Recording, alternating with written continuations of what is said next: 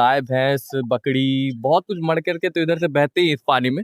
यही है सबसे बड़ा कब्रिस्तान की। यहाँ के जितने भी चाहे वो हिंदू हो या फिर मुसलमान हो, सब कोई इस पत्थर पे बहुत ज्यादा मानते हैं। मतलब देख रहे हो मेरे पीछे जितने भी हरियाली दिख रही है ना, ये सब कुछ हमारा है गाइस। थरवेटिया स्टेशन पे एकमात्र टिकट काउंटर है, ये पीछे वाला मेरा जो है, और ये अभी बंद है। ट्रांसपोर्ट का थोड़ा प्रॉब्लम है भाई। देखो साइकिल से ही स्टेशन तक स्टेशन तक साइकिल से ही हो जाएगा भाई। तो फाइनली गाइस हम लोग थरवेटिया पहुंच चुके हैं। Yes of course this is my village, this is my गांव। एंड हम लोग अब जा रहे हैं सुपौल का। ये एक छोटा सा गांव है थरवेटिया, एंड हम लोग वहां जाकर के पूरे गांव को अच्छे से एक्सप्लोर करेंगे। तो बिल्कुल ब्लॉग में लास्ट तक बने हुए रहे। Alright so everybody, so boy rebel एक बार here and you can call me rebels. Welcome back in new blog. और आज का ब्लॉग हम लोग शूट कर रहे हैं मेरे गांव मेरे विलेज, जो कि सुपौल थरवेटिया में। एंड आज हम लोग 3 चीजों पे खास करके डिस्कस करने वाले। पहला ये कि यहाँ का जो दरगाह, यहाँ का जो कब्रिस्तान है वो फेमस है इस एरिया में। भले ही उनको बहुत लोग नहीं जानते, लेकिन हम लोग वहाँ जाएंगे। एंड उसके बाद हम लोग जो कोसी रिवर है जो साइड से बहती है, हम लोग उस जगह पे जाएंगे। एंड यस आप लोगों को पता चलेगा मेरे दादा की लेगेसी, जो मेरे दादा परदादा ने यहाँ पे छोड़ी है ना, वो सारी चीजें। उसका मैं एक एग्जाम्पल ये देता हूँ। ये देख रहे हो मेरे पीछे जितने भी हरियाली दिख रही है ना, ये सब कुछ हमारा है गाइस। आगे बढ़ते हैं हम लोग। पहले आप लोग ये खूबसूरती को देखो एक बारी।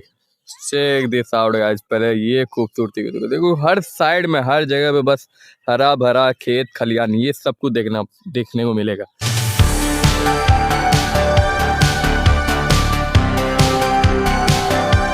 तो जब मैं दादा के साथ, मतलब बहुत पहले बचपन में, मुझे याद है जब एक बारी का मुझे कहानी याद है, जब हम लोग सबको यहाँ पे आए थे एंड दादा के साथ जब हम लोग अपना जमीन वगैरह देखने के लिए निकले, तो उस टाइम पता है क्या बोलते थे दादा हम लोगों को, कि यहाँ से लेकर के जहां तक नजर जा रही है और जहां तक तुम जा सकते हो वहां तक सब कुछ अपना है। मतलब कि पहले हमारे पास बहुत सारी जमीनें थी, मतलब अभी भी बहुत सारी जमीनें हैं, लेकिन उस टाइम पे और ज्यादा था। इसीलिए लेगेसी पता है क्या है, कि आप लोग अगर थरवेटिया स्टेशन पे जाओगे ना, वहां पे से किसी से भी मेरे दादा का नाम पूछ लोगे, मेरे पापा मेरे अंकल्स का नाम पूछ लोगे ना, वो लिटरली आपको हाथ पकड़ के घर तक छोड़ेंगे। स्टेशन से यहाँ का डिस्टेंस हो जाएगा 2-3 किलोमीटर के आसपास, एंड वहां से लिटरली आपको घर तक छोड़ के जाएंगे। तो ये लेगेसी है भाई उनकी, ये लेगेसी है। एंड मैं बहुत ज्यादा प्राउड भी फील करता हूँ कि मेरे पापा इन सब जगहों से इतना बाहर निकले। एंड अभी हम लोग का स्टेटस कुछ और है। और ये सब जगह ऐसी नहीं है कि ये सब जगह बहुत ये है नहीं है, कि थोड़ा सा डेवलपमेंट की सब जगह पे कमी है। और खेत खलियान से तो भाई जुड़ा हुआ रहना ही चाहिए। एंड हम लोगों के पापा, मेरे पापा मुझे अक्सर कहते रहते हैं कि भाई देखो कहीं भी रहो ना, तो जहाँ से तुम हो उस जगह को कभी मत भूलना। इसलिए मेरे पापा भी बहुत बारी फोर्स वगैरह भी करते हैं कि जाओ गांव वगैरह घूम कर आओ, कि क्या हम लोगों ने आप लोगों के लिए छोड़ा है, क्या तुम्हारे दादा ने मेहनत करी है, वो सारी चीज़ें होती है। अभी देखो अभी हम लोग पहुँचने वाले हैं जिस जगह की मैंने बात करी थी कब्रिस्तान, वो आप लोग देखना एक बारी। देखो अगर आप लोगों को ये लग रहा है कि ये पूरा का पूरा समतल जमीन है एंड यहाँ पे कुछ भी ऐसा वैसा नहीं है, तो आप लोग गलत हो। यही है सबसे बड़ा कब्रिस्तान। एंड इसके बारे में ज्यादा लोगों को नहीं पता है, एंड कुछ भी रिकॉर्ड आप लोगों को कहीं भी नहीं मिलेगा। लेकिन मैं आप लोगों को बता देता हूँ, आप लोगों को दिखा देता हूँ कि ये कितने बड़े एरिया में फैला हुआ है। उसके बाद खुद ही आप लोग डिसाइड करना ये है या नहीं है। अब देखो सामने में, देख रहे हो एकदम सामने में, देखो कितना दूर तक, जहां तक आप लोगों का नजर जा रहा है ना, जहां तक आप लोगों का नजर जा रहा है, मतलब जितना दूर तक आप लोग देख पा रहे हो, जितना भी दूर तक, पूरा पूरा पूरा ये जितना भी दूर तक आप लोग देख पा रहे हो, ये सब कुछ कब्रिस्तान है। इसका एरिया जो था ना, वो पहले और भी दूर तक था, और बाद धीरे धीरे धीरे धीरे करके एरिया इसका छोटा हो गया, क्योंकि लोग वगैरह अगल बगल के जो है वो यहाँ पे आके घर वगैरह बना लिए साइड साइड पे।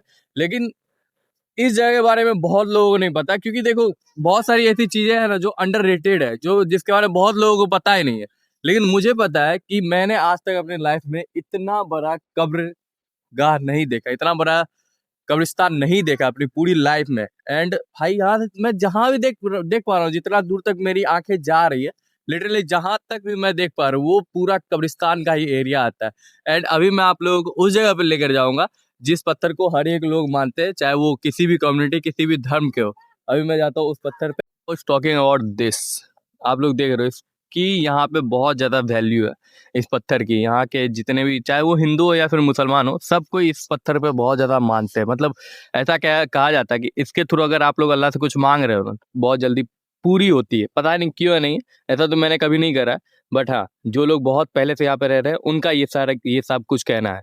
एंड इसका वेट इतना है ना कि मतलब नॉर्मल आदमी उठा सकता है, लेकिन अगर आप लोग दिल से नहीं उठा रहे हो तो लिटरली आप लोगों से ये उठेगा भी नहीं। एंड इसका वजन आई थिंक 60-70 केजी से ज़्यादा ही होगा। कुछ कुछ चीज़ें जैसे लोगों का कहना है कि ये जो ऐसे करके आर्क बना है वो एक चांद है। एंड यहाँ पे कुल्हाड़ी या फिर आप लोग क्या बोलते हो उसको, एक कोदारी वगैरह से यहाँ पे लगा था, तो उसके कारण यहाँ से खून वगैरह निकलती थी।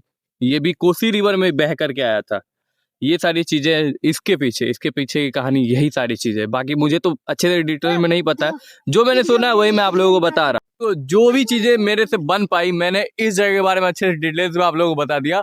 अब है बारी उस जगह की जिसके कारण यहाँ के लोगों को हर साल तकलीफ महसूस करनी होती है। हर साल लोगों को बहुत ज्यादा तकलीफ होती है। कोसी रिवर के कारण यहाँ हर साल बाढ़ आता है। तो अभी हम लोग जाएंगे उस साइड। ये सो फाइनली हम लोग उस जगह पे हैं जहाँ से आप लोग मेरे साथ साथ देख सकते हो कोसी रिवर के भयानक रूप को।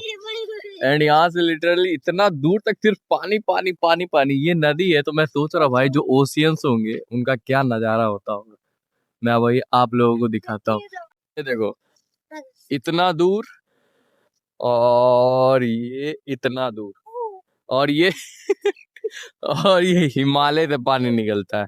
हिमालय से कोसी रिवर निकलता है। देख रहे हो भाई ये बहुत बड़ा एरिया में बहुत जो त्रिव ढाल से चलने वाली नदी है ना वो भी कोसी रिवर को ही बोला जाता है, क्योंकि ये अपना रास्ता खुद ही कहीं ना कहीं तो बना लेती है। एंड गांव में जो ये एंटर करते हैं आप लोग देख रहे हो, ये जो बैरिकेड्स टाइप के लगाए हुए हैं इसको भी तोड़ करके ये सीधा गांव में एंटर करते हैं। एंड जितने भी ये घर वगैरह आप लोग देख पा रहे होगे वो सब कुछ को बर्बाद करती हुई जाती है। यहाँ के जो भी यहाँ के वार्ड कमिश्नर है या फिर जो भी विधायक वगैरह होते हैं यहाँ के, जो भी सुपौल डिस्ट्रिक्ट के सुपौल के डीएम्स वगैरह, उनको इन सब चीजों पे ध्यान देना चाहिए। एंड इन सब जगहों को इतना डेवलप कर देना चाहिए कि जान माल का थोड़ा सा रक्षा हो सके, है ना। वैसे तो जो भी नदी के अगल बगल के गांव होती है, कस्बे होते, इलाके होते, उन सब में खतरा बना ही रहता है बाढ़ का, लेकिन आप फिर भी करके रखना चाहिए, क्योंकि ये सब जितने भी आप लोग घर देख रहे हो ना ये सब कुछ नहीं रहता। जब बाढ़ का टाइम आता है तो सब कुछ बर्बाद होता है, हर एक चीज बर्बाद होती है। ये जो देख रहे हो आप लोग इतना बड़ा तना है, कितना मोटा है, ये हो गया। या फिर और भी बहुत सारी चीजें हैं जैसे संदूक, बक्सा वगैरह, गाय भैंस बकरी, बहुत कुछ मर करके तो इधर से बहते ही इस पानी में। बाकी ये सब चीजें भी आती है बह बह करके। देख रहे हो बहुत मोटा है भाई, और इसका वेट भी लिटरली बहुत ज्यादा है। एंड यही सारी चीजें होती है जो भी बाढ़ पीड़ित इलाकों में रहते हैं उन सब के साथ ये सारी चीजें होती ही हैं। तो let's go home guys. And अब हम लोग को वापस से ट्रेन पकड़ के वापस सहरसा भी जाना है, एंड उसके बाद मुझे कॉलेज जाना है। तो चलो मैं अभी अपने घर जाता हूँ। ओके सो जो है वो यही है, मतलब मेरे गांव का जो घर है वो एक बरामदा दिखा रहा हूँ भाई। बरामदा बहुत अच्छा है। ये मेरे गांव के घर का बरामदा भाई एकदम। तो ये भी एरिया है ना सुंदर, उधर खेत वगैरह सब कुछ। स्टेशन समझ रहे हो, 2-3 किलोमीटर। एंड हम लोग 3 जन बैठे हुए टोटल मिला करके, कोई दिक्कत नहीं है, बहुत स्टेमिना है गाइस। चलो ट्रांसपोर्ट का थोड़ा प्रॉब्लम है भाई, देखो साइकिल से ही स्टेशन तक साइकिल से ही हो जाएगा भाई। ट्रांसपोर्ट का थोड़ा सा दिक्कत है, यहाँ पे 2-3 किलोमीटर दूर था भाई। थरबेटिया स्टेशन पे एकमात्र टिकट काउंटर है, ये पीछे वाला मेरा जो है, और ये अभी बंद है। अब ये पता नहीं क्यों बंद है। अभी देखो जो हमारी ट्रेन है सहरसा के लिए वो अभी 2 स्टेशन पीछे है। एंड अगर हम लोग अभी यहाँ से टिकट नहीं करवा रहे हैं और हम लोग प्लेटफॉर्म पे चले गए, चलो मान के चलता हूँ मैं थरबेटिया स्टेशन पे मुझे कोई रोक टोक नहीं होगी, लेकिन सहरसा जंक्शन पे जब मैं पहुंचूंगा तो वहाँ पे टिकट टीटी चेक करेंगे। लेकिन यहाँ पे जब बंद है सब कुछ तो हम लोग कैसे क्या करेंगे बताओ। ये सारा कुछ चेंज होना मांगता है भाई, बिना टिकट का लोग क्या करेगा। अभी हम लोग मान के चलो अगर हम लोग अभी टिकट नहीं लेते, लेकिन बाद में क्या होगा, अगर हम लोग वहां गए तो वहां पे तो टिकट चाहिए उन लोगों को, एंड वो लोग फाइन काटेंगे।